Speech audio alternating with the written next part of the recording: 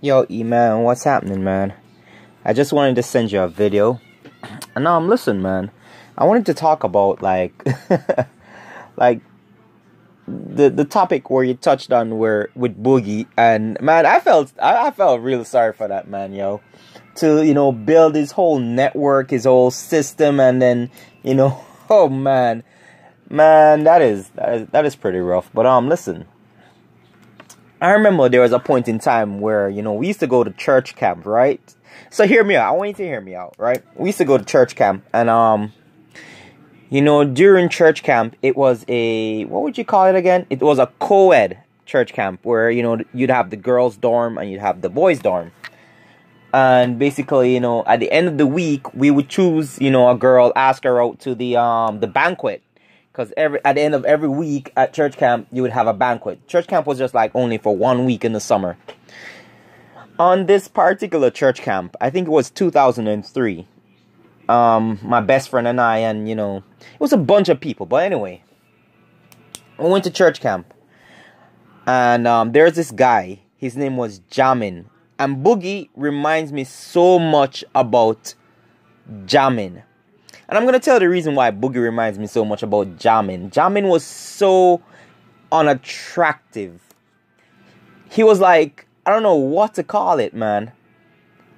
The guy's face was like really like horrid looking. It was like his face came from out of a grater. Or what you guys would call like a food grater.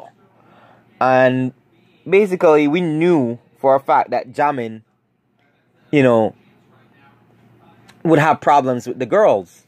Now, in my country, it's really not such a big problem for ugly men to get women because ugly men do have a chance of getting, pretty girls and stuff like that and, whatever.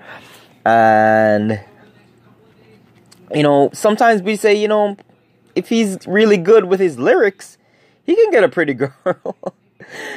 But, hanging out with this fella, it was unlikely that he was going to get any of the chicks to talk to him. And, so said, so done. So throughout the whole week of camp, this guy was like killing himself out to, talk to girls. He was constantly hanging out with them. He was constantly trying to talk to them. And the thing at the point in time is that I was a very popular guy at that point in time. And I wasn't popular just because, I was some kind of bad boy or, whatever it is. I was popular because, everybody knew I was this kind of hype guy that just liked to have fun and run around and play sports and whatever it is and give jokes. So, we had a tradition at church camp every year that on the last night of church camp, we go over to the girls' dorm and we do some pranks, like we toothpaste them in the face, we throw water on them, we throw frogs in their dorm and things like that. Real prank stuff. And so this particular last night at church camp, when every guy was ready, my dorm was ready, other guys' dorms were ready, and we were all, meeting up and planning how we were going to prank the ladies and things like that. Got our gear together, got the frogs that we caught together, got the toothpaste ready to say, okay, this girl steps out of her dorm, we're gonna prank her. This girl was messing around the whole week, we're gonna prank her too. So basically now, we made this thing. It's called roach pie, in which we put roaches in a shaving cream and we were going to slam it in some girl's face, some really mean girl's face. So what happened is that now we met up and stuff like that, and we were going over to the girls' dorm and stuff like that, and it was a time where the girls were supposed to be sleeping. I think it was 2 o'clock in the morning. So the women were supposed to be sleeping. And what basically happened is that, the girls caught wind of us, trying to prank them. And they waited up for us. And so we almost got pranked by the girls. And so, the tides almost got turned. And so because the tides almost got turned, we basically you know, just ran back to our dorms and just like, you know, stayed there for the night. And everybody was like kind of pissed off. All the guys were pissed off that the girls knew what was going on, and everybody was trying to figure out, like, you know, who did it, who told on us, you know, who ratted us out and stuff like that, who snitched on us. So basically, you know, I was like, okay, you know what, I'm gonna get to the bottom of this. So at that point in time, like, I had 3 girls at the church camp that were really trying to go out with me. So I rounded up all 3 of them. I didn't round them up in the spot. I took her around to a spot and I kissed her. And, you know, I kind of felt up on her and stuff like that. And I said, hey, listen, you know, I want to know who, you know, kind of told you girls that we were coming to prank y'all. The first girl told me. Took the second girl, same thing, took her around the corner, kissed her, felt her up a little bit, and confirmed what she said as well. Third girl, same thing, same story. So they all confirmed that it was jamming. So I went and I called up my best friend and I called up some of the guys, and they were like, yo, I told them what's up and I told them who told me and whatever it is. And even the girls that didn't like me, they came and they told me that, hey, listen, it was basically jamming. So, you know what I mean? You know what I mean? E-man, this guy basically went and, you know, cockeyed himself to the girls, and they turned on him.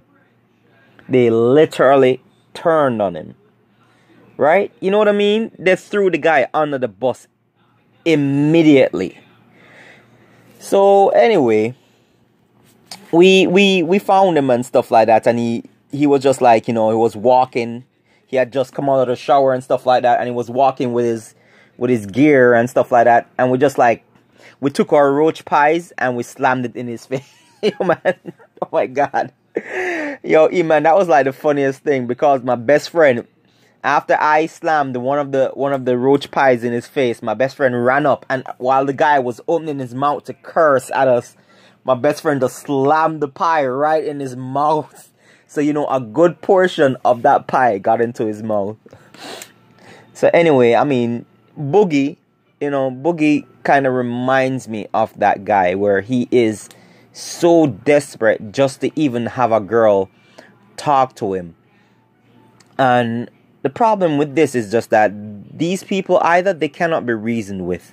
Sometimes you have to, like, just lay the truth at their feet. Let them experience the truth for quite a while. Let the truth sink in. And then after it has sinked in, you gotta, they will, you know, slowly but surely, they'll come around to